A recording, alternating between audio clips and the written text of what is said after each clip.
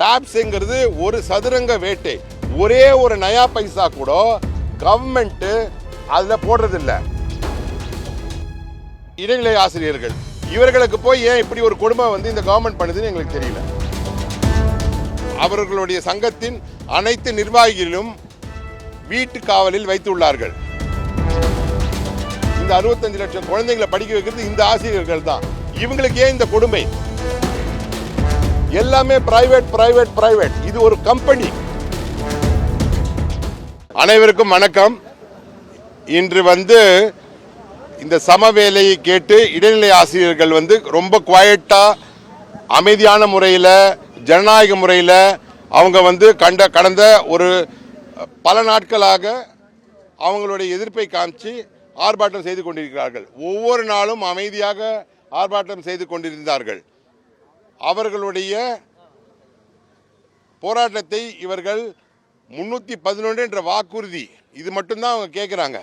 அந்த 311 என்கிற வாக்குறுதியை 5 வருடமாக அவங்களை ஏமாற்றிய திமுக அரசு நேற்று காலை 8 மணி அளவில் அவர்களுடைய சங்கத்தின் அனைத்து நிர்வாகிகளும் வீட்டு காவலில் வைத்துள்ளார்கள். அவர்களை போன்களை சுவிட்ச் ஆஃப் செய்துள்ளார்கள். அவர்களுக்கு 4 போலீஸை போட்டு அவர்கள் வீட்டு காவல் வைத்துள்ளார்கள். இன்று 8 மணிக்குள் 24 மணி நேரத்துக்குள் அவங்களை எந்த ஒரு நீதிமன்றத்திலையும் அவர்களை ஆஜர்படுத்தவில்லை. இப்படி ஜனநாயக முறையில் நடைபெறும் ஒரு போராட்டத்தை திமுக ஜனநாயக முறைப்படி தான் கட்சி நடத்துகிறது, ஜனநாயக முறைப்படி தான் அவர்களுடைய ஆட்சி நடக்கிறது என்று கூறிக்கொண்டு ஏழை மாணவர்களுக்கு ஒவ்வொரு நாளும் கற்றுத்தருகின்ற அந்த ஆசிரியர்களை இப்படியெல்லாம் அவர்கள் செய்வது வன்மையாக கண்டிக்கத்தக்கது. என்னுடைய மாநில தலைவர் திரு நயினார் நாகேந்திரன் அவர்கள் உடனடியாக இதை டிஜிபிக்கு ஒரு பெட்டிஷனாகவும் கவர்னருக்கு ஒரு பெட்டிஷனாகவும் உடனடியாக கொடுக்க வேண்டும் என்று கோயம்புத்தூரிலிருந்து எங்களிடம் ஆணையிட்டுள்ளார்கள். அதன்படி என்னுடைய மாவட்ட தலைவர்கள் அனைவரும் அழைத்து இவர்களிடம் 24 மணி நேரத்தில் அவர்களை விடுவிக்க வேண்டும், அவர்களுடைய தொலைபேசியை உடனடியாக அவர்களுக்கு வழங்க வேண்டும் என்பதை மிகவும் உறுதியாகவும் அடுத்த கட்ட போராட்டத்துக்கு பாஜகவை தள்ளிவிடாதீர்கள், நாங்களும் அவர்களோடு சேர்ந்து போராட வேண்டிய ஒரு கட்டாயத்துக்கு எல்லா மாவட்டங்களிலும் நாங்களும் சேர்ந்து அவர்களோடு போராடுவோம். அவங்க ஏழை குழந்தைகளுக்கு பாடம் எடுப்பவர்கள்.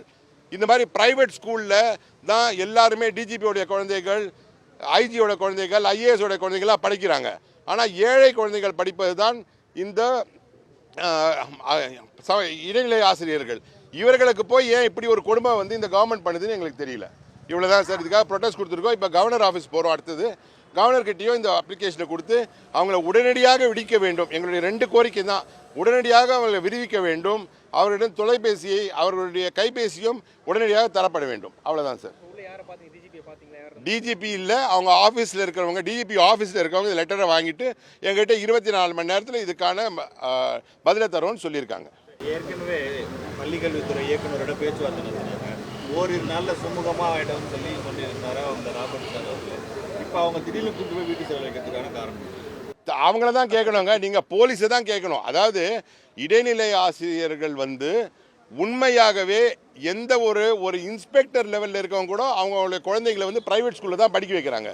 அதை விட கீழே இருக்கிறவங்க தான் கவர்மெண்ட் ஸ்கூலில் படிக்கிறாங்க. 65 லட்சம் குழந்தைகளை இவங்க தான் படிக்க வைக்கிறாங்க. 5ஆம் கிளாஸ்லேருந்து 8ஆம் கிளாஸ் வரைக்கும் படிக்க வைக்கிறது, இந்த 65 லட்சம் குழந்தைங்களை படிக்க வைக்கிறது இந்த ஆசிரியர்கள் தான். இவங்களுக்கு ஏன் இந்த கொடுமை? நீங்கள் தானே வாக்குறுதி கொடுத்தீங்க 311ன்னு. 5 வருஷமாக நிறைவேற்றல. 90% நிறைவேற்றிட்டேன், 87% நிறைவேற்றிட்டேன், 10% கூட நிறைவேற்றாமல் ஒவ்வொரு பொய்யாக சொல்லிக்கொண்டு இந்த கவர்மெண்ட் ஆட்சி நடக்குதுங்க தான் என்னுடைய கருத்து. தகுதி நேர ஆசிரியர்களும் தொடர்ச்சியாக போராடிட்டு இருக்காங்க இல்லைங்களா? பணி நிரந்தரம் வேணும் அப்படின்னு சொல்லிட்டு 181 விதியின் கீழே. சார், நீங்கள் மீடியா தாங்க. நீங்கள் 5 வருஷம் எப்படி இருந்தீங்கிறது கருத்து கிடையாது. இந்த 5 வருஷம் மக்களுடைய பிரச்சனைகள் எல்லாரும் டாக்டர்ஸ் இந்த வர 2 நாளில் ப்ரொடெஸ்ட் பண்ணுறாங்க. அப்புறமா துப்புரவு பணியாளர்கள் ப்ரொடெஸ்ட் பண்ணுறாங்க. இதெல்லாம் நீங்கள் மக்கள்கிட்ட எங்ககிட்ட கேட்குறத விட இந்த 5 வருஷமாக இது எதுவுமே அவங்க புதுசாக கேட்கல. தயவு செய்து ஒன்று ஞாபகம் வச்சுக்கொள்ளுங்க. யாருமே இப்படி இன்னைக்கு போராட்டம் பண்ணுற யாருமே அவர்கள் கொடுத்த வாக்குறுதியை செய்யலேன்னு தான் கேட்குறாங்க. அப்போ என்னென்ன வாக்குறுதி வாங்கி எலெக்ஷனில் ஜெயிச்சுட்டு அவங்ககிட்ட ஓட்டு வாங்கி கவர்மெண்ட்டோடைய அந்த ஸ்கீம் அந்த மாதிரி ஒரு சதுரங்க வேட்டை ஸ்கீமு உலகத்திலே கிடையாது. டாப்ஸுங்கிறது ஒரு சதுரங்க வேட்டை. ஒரே ஒரு நயா பைசா கூட கவர்மெண்ட்டு அதில் போடுறதில்ல. மொத்த பணமும் அரசாங்க ஊழியர்கிட்ட இருந்து மாதம் மாதம் வாங்குறாங்க. இதே அரசாங்க ஊழியர்கள் ஒரு 50,000 ரூபாய் தான் சம்பாதிக்கிறாங்கன்னு வச்சுக்கோங்க. மாதத்துக்கு 10%. 5,000 ரூபாங்கிறது பவர் ஃபைனான்ஸ் கார்பரேஷனில் போட்டால் கூட 35 வருஷத்தில் 1,41,00,000 ஆகுது. யார் வேண்டாம் வந்து இது ஆர்கியூ பண்ணட்டும். யாருமே நீங்கள் அங்கே இங்கேயும் போடாமல் அவங்களுடைய தமிழ்நாடுடைய பவர் ஃபைனான்ஸ் கார்பரேஷனில் போட்டாவே 1,41,00,000 ரூபாய் ஃபிக்ஸட் டெபாசிட் ஆகுது. அது வந்து மாதம் 98,000 ரூபாய் வரும். மாதம் 35 வருஷம் கழிச்சு ரிட்டையர் ஆகிறவங்க, 2003 இருக்கிறவங்களுக்கும் 2026 சேர்றவங்க அவங்க ரிட்டையர் ஆகும்போது கண்டிப்பாக அது 1,41,00,000 வெறும் டெபாசிட் பண்ணாவே அப்போ 98,000 ரூபாய் வருது. இவங்க என்ன சொல்கிறாங்கன்னா, நீங்கள் லாஸ்ட் ஆன் சேலரி அஸ்யூமிங் அவங்க அன்றைக்கி 1,00,000 ரூபாய் வாங்கினா கூட 50,000 ரூபாய் தான் அவங்களுக்கு வரும். நான் ஃபிக்ஸட் டெபாசிட் போட்டு 98,000 ரூபாய் வரும். ஆனால் இந்த ஃபிக்ஸட் டெபாசிட் 1,41,00,000 நான் என் பேரனுக்கு கொடுக்கலாம், என் பேத்திக்கு கொடுக்கலாம், யாருக்கு வேணால் கொடுக்கலாம். இங்கே வந்து அந்த ஃபிக்ஸட் டெபாசிட் இல்லை. இது ஒரு ஏமாற்று டேப் ஸ்கீமு.